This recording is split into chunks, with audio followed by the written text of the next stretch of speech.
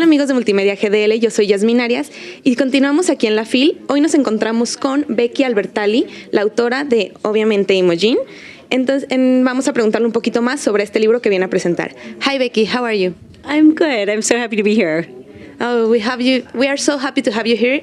Is this your first time in Guadalajara? How is Guadalajara treating you? It is my first time here, and it's been really great. Everybody's been incredibly nice, and the food in the city is phenomenal. We are so glad that you liked our food. It's so good. Yeah. Yeah. Well, just to start talking about your book, I already read it, and I really enjoyed the story. It was fascinating. And I want to talk specifically about the characters, because that was something that I really enjoyed. So I want to start asking you, like, well, we all know by now Simon's and Leah's story, but how was for you to write a female character that is still figuring out herself and still, well, being the protagonist of a whole new world, so we can tell. So how was it for you? Thank you so much. So it was very close to home for this one. So Imogen is a high school student. She's about to graduate high school. And at the beginning of the book, she fully believes that she is a straight girl.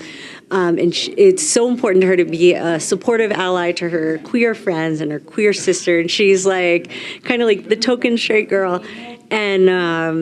And then kind of throughout the course of the event, she ends up visiting her friend in college for a couple of days. And while she's on that campus, different things happen. And she meets this girl, and she wants to be very supportive to this girl. So she starts to wonder if maybe she's not actually as straight as she always assumed that she was. So yeah. This was just a journey, amazing journey. Mm-hmm. So then we have Gretchen, that is, well, I found a very interesting character because she is like a friend, like a really part of the community, very proud, very like straight in the community. How was for you to write an antagonist that is part of the community and still, well, it's validated, but it's not validating another, and how was it? Yeah, well, so this character, Gretchen, is one of Imogen's best friends. So this is like her friend from home. And Gretchen is really complicated for me to write. So this story is very personal for me. I didn't go through exactly what Imogen went through, but a lot of the kind of emotions are drawn from my own experience. Where, to summarize, basically, I was an author publishing queer books, and particularly Love, Simon became pretty high profile unexpectedly. And there was a lot of discourse, and there were a lot of conversations online that were discussing issues. And I think it's a valid question, who should be telling what story? Should queer stories be told by queer authors? And I, at the time when I wrote it and at the time when it published, thought I was straight. I had done interviews, and I felt like I needed to disclose, just full disclosure, I am a straight woman, I may get things wrong, And so it became really complicated a couple of years later when I, in my own head, began questioning things, but online, there was still a lot of discourse and conversation that was like, you can tell she's straight from her books and things like that. And so with this book, I sat down to write this book years later, after I'd already come out, a little bit before I wanted to. I felt a little bit pressured to come out in 2020. So when I was writing this, those feelings of like questioning and trying to figure out your own identity when somebody's out there, in my case, somebody's out there kind of speaking as if they know you better than you know yourself. And it's really hard, and it gets kind of twisted in your head, because for me, I had internalized this idea that, well, when it comes to issues around the queer community, I trust queer people's expertise more than my own. I defer to queer people on those questions. But when the question was my own identity, I still felt like I needed to put somebody else's opinion ahead of mine, because I'm like, well, they're a real queer person saying that I seem like a straight person. And it got me really mixed up. And so for Imogen, she's not an author. She's not a public figure in any way. She doesn't have internet discourse about her.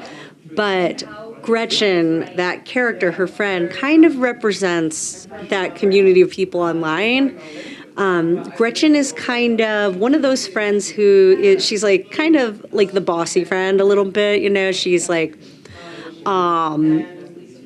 she is a little bit of a know-it-all kind of, and she certainly knows a lot about the queer community, at least kind of from her perspective.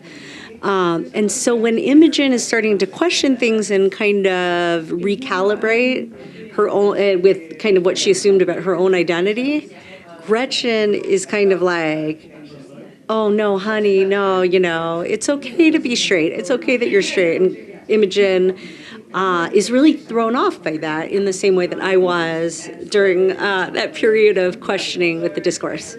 So that was Gretchen. And yeah, it was really one of my favorite moments in the book, just see how she's reacting about all of that and all the situation. But, well, we also have Lily, that she's Imogen's best friend, and she's someone that is so proud, and she's I'm being myself, and I have a lot of friends like me, and she's so into it, but still she has so many fears about people's acceptance, and she, gets Imogen in this situation. So how it was, when it comes to Lily, how it was for her to be part of the story and being the trigger that Imogen needed? Yeah, so Lily is Imogen's other best friend. So she has these two best friends, Gretchen and Lily, and Lily's a year older. So Lily's already in college. Imogen's about to go to college at the same school. So this book takes place when she's visiting Lily in college. And Lily is pansexual, and she was not out in high school. So she's kind of having this moment in her life. She's now a freshman in college. She's out. She's kind of finding her queer community, all of these queer friends that she's made in the last couple months. Imogen's a little intimidated by that, because she's like, that's something I can't give her. I'm so happy for her, but I don't want to intrude and I don't want to invade. So Imogen's even kind of been avoiding visiting Lily because she feels guilty, because she doesn't want to invade that space. She wants Lily to have that, And, so when Imogen finally gets to Lily's school, she finds out Lily, who was feeling a little bit of imposter syndrome at the time, Lily was self-conscious that she'd never had a girlfriend or never been in any relationship, and she'd never been in any kind of queer romantic relationship. So Lily, at the very beginning of the school year, way before the book, impulsively told all of her college friends that she and Imogen used to date, because they were best friends. There's a million pictures of them together. So she's like, yeah, that's my ex-girlfriend. We've broken up, but we're still best friends. So she tells this little lie, and by the time Imogen gets there, Lily's like, nobody thinks we're girlfriends. They think we're ex-girlfriends. Everything's the same. That's the only little thing. You can totally, if you need to tell them, you can tell them, but I'm embarrassed, And Imogen's like, oh my God, no. I'll keep your secret. I want to be the best friend, best ally. So the only difference is now all of Lily's friends think that Imogen is queer. So they think she's bisexual. And so for Imogen, walking into this setting, it's the first time she's entering an environment where, she's used to everybody being like, that's Imogen. She's a straight girl. She's a straight ally, the token straight, right? But this time she's here and everybody's like, she's bi. And just kind of having that initial assumption kind of challenge, that little, it's sort of like an autopilot thing, and that gets broken a little bit. She is able to kind of move through the world with the space to kind of ask herself some questions that she had not let herself explore. And so Lily kind of unintentionally gave Imogen the gift of kind of disrupting her default. And Lily, to me, Lily is a really sympathetic character. I've seen some people get a little annoyed at Lily for lying at the beginning, but to me, I understand it. She's just trying to figure it out, and she's a mess, but she loves Imogen, and throughout the book, she is one of the people who very consistently gives Imogen the space that she needs to ask these questions and exist within this moment where she doesn't quite know yet who she is.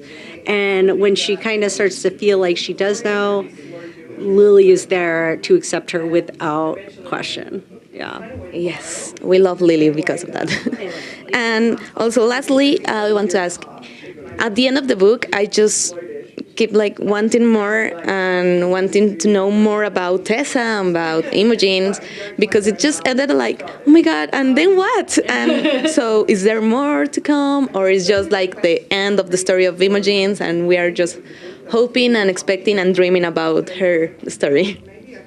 So actually, I have another book coming out next year. It's coming out in the U.S. in June. So I'm not sure about the Spanish market, but it is about a different girl. So it follows a different group of friends, but there are several connections between the two casts of characters. It is very much a soft sequel to Imogen, obviously. So it's not in Imogen's head again, but Imogen, Tessa, many of the characters from this book have kind of an extended cameo, I would say, in the next book. So you do get an update. It takes place a little over a year later, so you find out what they're up to and kind of what the vibe is and the dynamic is. And you get to learn a little bit more about a couple of characters who get very brief mentions in this book.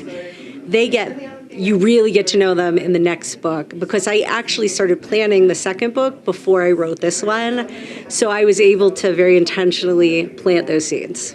Okay, I'm so excited to read it. I will be expecting it, and thank you so much for everything and for your book.